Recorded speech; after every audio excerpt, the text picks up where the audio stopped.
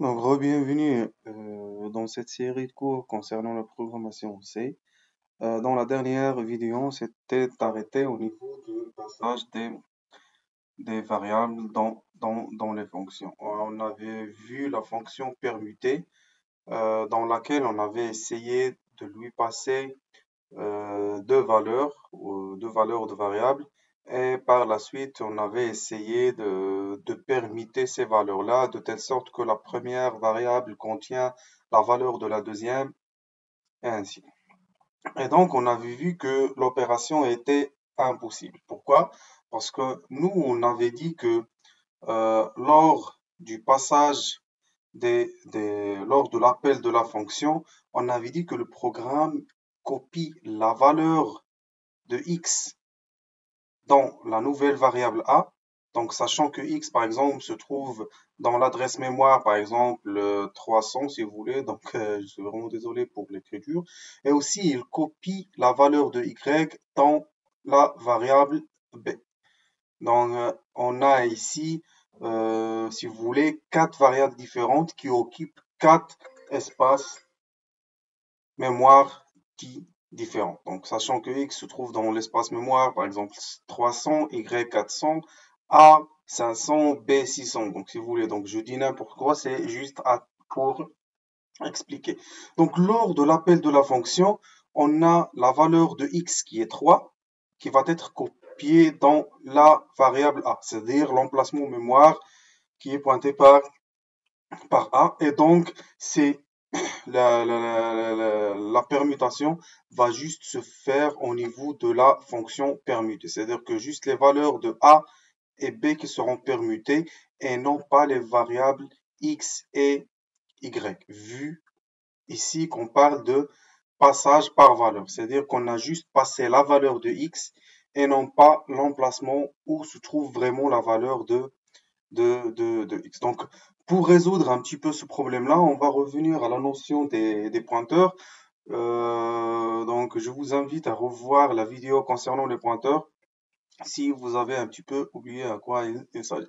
Donc, d'une manière générale, pour faire marcher notre programme, on aura besoin de deux choses. La première, c'est que la fonction appelante doit fournir l'adresse de la variable, c'est-à-dire au lieu de passer la valeur, c'est-à-dire que ici, par exemple, au lieu de passer la valeur de x, on va passer l'adresse où se trouve réellement x ou la valeur stockée par x. Et aussi, donc, la fonction appelée, donc, qui est dans notre cas, qui est permutée, elle doit déclarer des paramètres comme pointeur. Donc, ici, on doit avoir int a comme étant un pointeur et b aussi comme étant un pointeur. Ceci dit que a et b, ils vont pointer ou bien ils vont contenir une adresse mémoire au lieu d'une valeur. Et pour ça, donc, c'est juste pour corriger un petit peu notre exercice. Donc, ici, on a nos deux variables x et y. Et par la suite, on va faire appel à la fonction permutée. Et au lieu de passer juste la valeur de x, on a passé l'adresse mémoire de x. Donc, si vous voulez, donc, si c'est ça notre espace mémoire, après, donc, désolé pour le dessin, donc c'est pas vraiment trop doué, surtout avec le PC.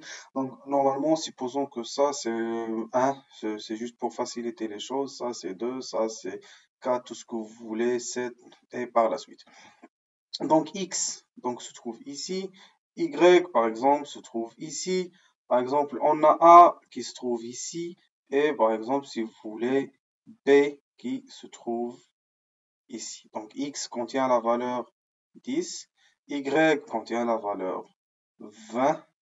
Et par la suite, de l'appel de cette, lors de l'appel de cette fonction-là, donc permutée, on a passé à A, donc vu que le premier paramètre c'est A, il est de type pointeur, entier et pointeur, donc on a passé à A l'adresse de x. Donc A, elle va stocker par exemple l'adresse 1, l'adresse mémoire 1.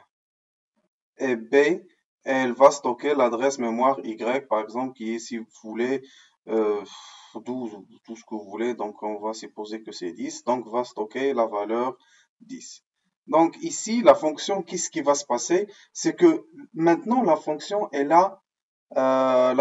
a un accès direct à l'emplacement mémoire de x et y. Donc, si par exemple on a ici la variable temporaire, elle va recevoir le contenu de a, c'est-à-dire c'est comme si on est en train de dire voilà TMP va recevoir la valeur de x, vu que a et x est pointe sur le même emplacement mémoire qui est l'adresse 1.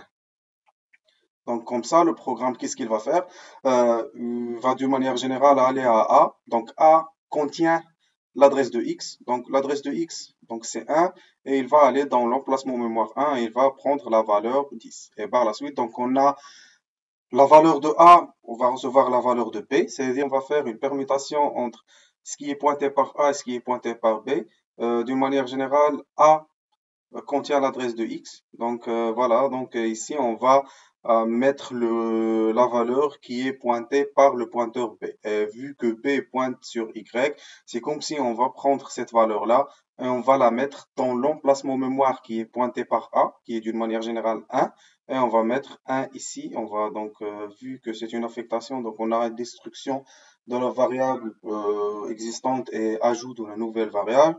Et finalement, on a le contenu de B va recevoir la variable temporaire. Donc temporaire, c'est contient déjà la valeur de A, qui était la valeur initiale de X. Et c'est B va aller dans l'adresse mémoire 10 et va changer la valeur en étant comme 10. Et par la suite, quand on va essayer un petit peu d'afficher le résultat, on aura un résultat exact. Donc, on va essayer un petit peu de voir ça. Donc, c'est juste pour exécuter ça un peu plus vite. Donc, c'est le premier nombre, si vous voulez, c'est 12, 13. Donc, ici, on a, si vous voulez, donc c'est le premier nombre. Donc, on avait lu nm et puis on a affiché les valeurs de nm. Donc, n elle contient, m elle contient. On a fait appel à la fonction permutation. Donc ici, on avait dit que c'est juste passage par valeur, c'est que la fonction va faire le traitement réellement sur les variables ou bien sur l'emplacement mémoire A et B et non pas N et M. Et pour corriger ça, on avait dit qu'on devra passer par les pointeurs. Une deuxième ou bien troisième solution existe si vous voulez, c'est A et B ou bien N et M. Ces deux variables-là doivent être déclarées comme des variables globales, et puisque ce sont des variables déclarées globaux, c'est-à-dire qu'on pourra y accéder dans la fonction permutation, mais tout ce que vous voulez, n'importe quelle fonction qui est déclarée dans votre programme. Et ici, on n'aura pas besoin de variables d'entrée dans la fonction vu que les paramètres sont accessibles par toutes les fonctions. Donc ici, c'est juste pour résoudre ça. Donc on va ajouter un petit peu une étoile. Donc, pardon. Donc ça, j'ai déclaré A et B comme étant des pointeurs. Donc ça, je fais la valeur de A, valeur de B, valeur de 1 et valeur de B. Et par la suite, ici, au lieu de passer les valeurs, donc vu que c'est pointeur et les pointeurs, on avait dit qu'ils ne stockent que des adresses mémoire, donc on sera obligé de passer les adresses mémoire. Pardon. Et voilà, donc on va recompiler et exécuter notre programme.